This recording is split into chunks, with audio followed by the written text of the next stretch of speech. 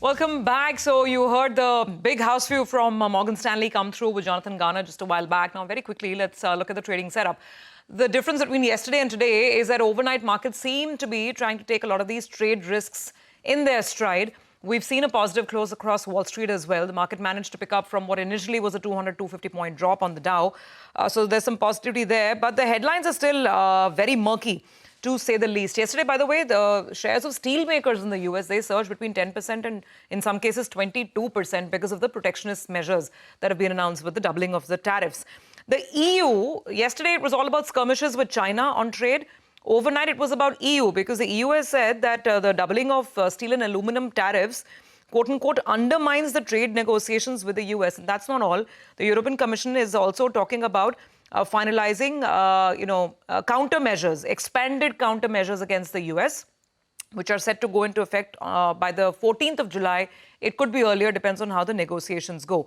Very quickly, in the crude markets, there was a big move, 3% move on crude last night. I mean, this time, if you're looking at prices on the screen now, we've got Brent around 64, 65. This is because the production increase that's been announced by OPEC Plus, it's a little more gradual. The market was worried that it'll be a very quick uptick in volumes, but that's not the case with the kind of increase that they have announced.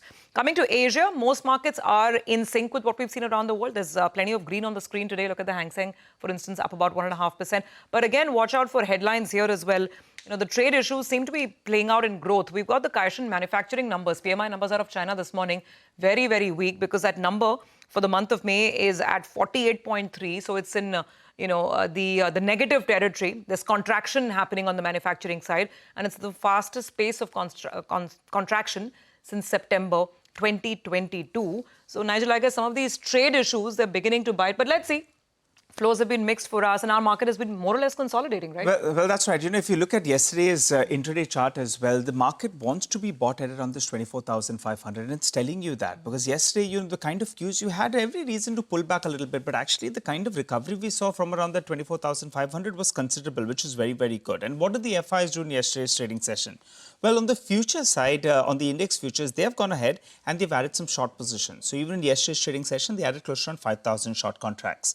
While the clients, well, they are sitting on net long positions. And yesterday, it was more or less stable at around 62,000 contracts. So both of them at opposite ends. That's the combination that you actually like. Now, going by the data points that we have and going by the options data as well, we seem to be in this broad 500 to around 600 point range. On the downside, 24,500. On the upside, 25,100. Resistance just for today comes in at around 24,950. I'm calling out this level because the 24,700 calls for a fair bit of addition. The premium there is roughly around 220 rupees approximately. So that's why resistance comes in at around 24,950.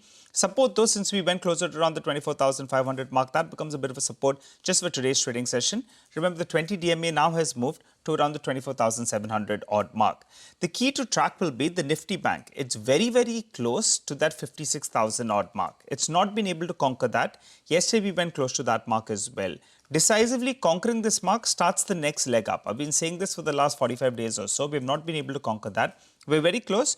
You'll want the Nifty Bank to go past that. So that's the index I'll be tracking to, pull us ahead from here on.